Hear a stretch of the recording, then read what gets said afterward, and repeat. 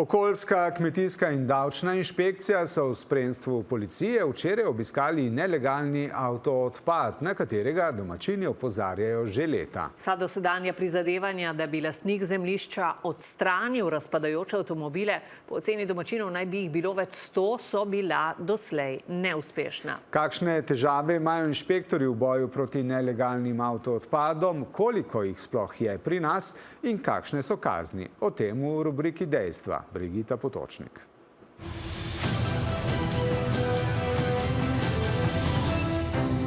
Vodice včeraj dopoldne. Med avtomobili je okoljska inšpektorica, pa kmetijski inšpektor, tukaj sta policija in dacarji. Ogledujejo si vozilo za vozilom, si zapisujejo podatke. Glede na njihovo število jih čaka veliko dela. Da zadeve ne bodo pojasnjevali pred kamero, pa je jasno že na začetku. Z njimi, vidimo, sodeluje tudi lastnik zemljišča, na katerem so sporni avtomobili. Inšpekcija odpira avtomobile, narekuje podatke, ne želi pa govoriti z nami. Gospod Jež, s Pop TV sem vas hotela samo vprašati za izjavo.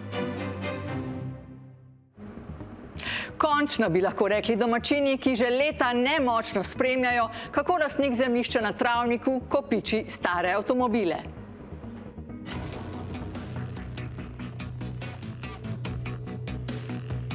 Različne barve, znamke in modeli. Pločevina na travniku ob Brniški cesti v Vodicah. Poglejte to situacijo, no, mislim, to je res grozno in tega, če si predstavljate, da je teh vozil 100 plus, skratka groza. Kako dolgo so v bistvu ti avtomobili že tukaj? Po moji oceni že več kot 20 let, ampak v tej veličini tega je pa verjetno to 15 plus. Poleg vozil pač vidimo tukaj tudi, da so razni pralni stroji, mešalci in ostalo železje. Pravi nemočno eden od domačinov. Lastnik zemljišča z avtomobili je Peter Jež. Za nas je bil nedosegljiv.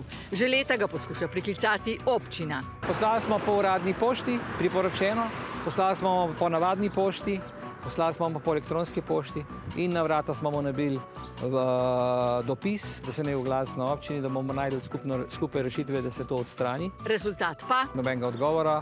A ne gre zgolj za videz, ampak za zdravje ljudi, za okolje, pravijo v Vodicah. Zato prejšnji mesec tudi protestni shod. Vodovarstveno območje je spodaj in ogrožena je naša podtalnica, ogrožena je narava. Sem razočaran nad državo v kontekstu, da so se neke aktivnosti že izvajale in leta še vedno minevajo in število avtomobilov je kvečem večje, ne manjše. Torej, država ni prišla zadevi do dna, mi čakamo epilog.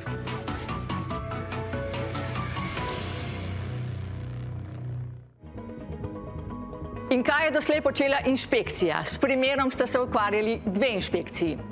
Okoljska je lastnika zemljišča prvič obiskala leta 2021 in mu prepovedala razstavljanje izrabljenih vozil, kar je spoštoval.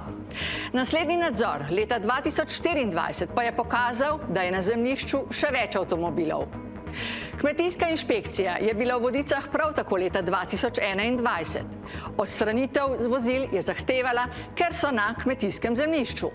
Lastnik tega ni naredil, zato ga je 6-krat kaznovala z denarnimi kaznimi v skupni višini 5700 evrov. Ugotovitve in ukrepi včerajšnjega nadzora še niso znani. Zaradi očitanega kaznivega dejanja obremenjevanja in uničevanja okolja pa lastniku zemljišča tudi grozi do 8 let zapora. Doslej je bil na ljubljanskem okrožnem sodišču le predobravnavni narok. Nazaj k inšpekciji, ki se sooča s kritikami o dolgotrajnih postopkih. Težave pojasnjuje glavna inšpektorica Mirana Omerzu. Če je vozilo nekje parkirano, če ne moramo navzven pregledati, ne vem, ni registrskih tablic, potem se pač poskušamo nasloniti na VIN številke. Zdaj, tele se v zadnjem času tudi nekoliko prekrivajo, tako da je tudi tam rahel problem. Tako da to je ena stvar. Če tega ne uspemo ugotoviti, potem pač je kot zavezanec določen tisti lastnik zemljišča, na katerem se dejansko nahaja takšna vozila. Včasih je to, bom rekla, dejansko ta pravi povzročitelj, včasih pa ne. In takrat seveda so dodatne težave. Lani je okoljska inšpekcija izvedla akcijo in pregledala 63 lokacij na različnih koncih Slovenije. Na 51 lokacijah je odkrila nelegalni avtoodpad. Končanih je 21 postopkov in sicer s pravnomočno odločbo oziroma so lastniki vozila odstranili še pred izdano odločbo. Zadnji lastnik izrabljenega vozila je dolžan poskrbeti zanj.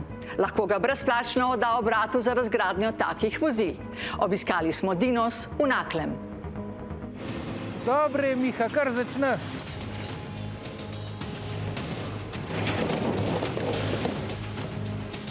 Visoko v zraku golo ogrodje avtomobila, od katerega bodo čez nekaj trenutkov ostali le še delci.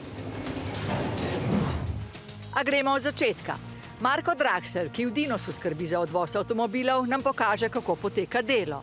Letno razgradijo do 1500 izrabljenih vozil. Najprej odstranimo pnevmatike s platišči, na to sledi faza, kjer izpustimo motorno olje iz motorja in pa gorivo iz rezervoarja za gorivo.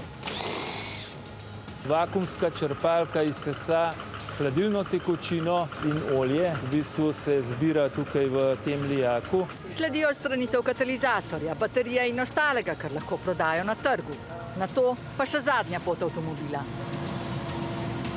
od katerega ostane Čisto železo.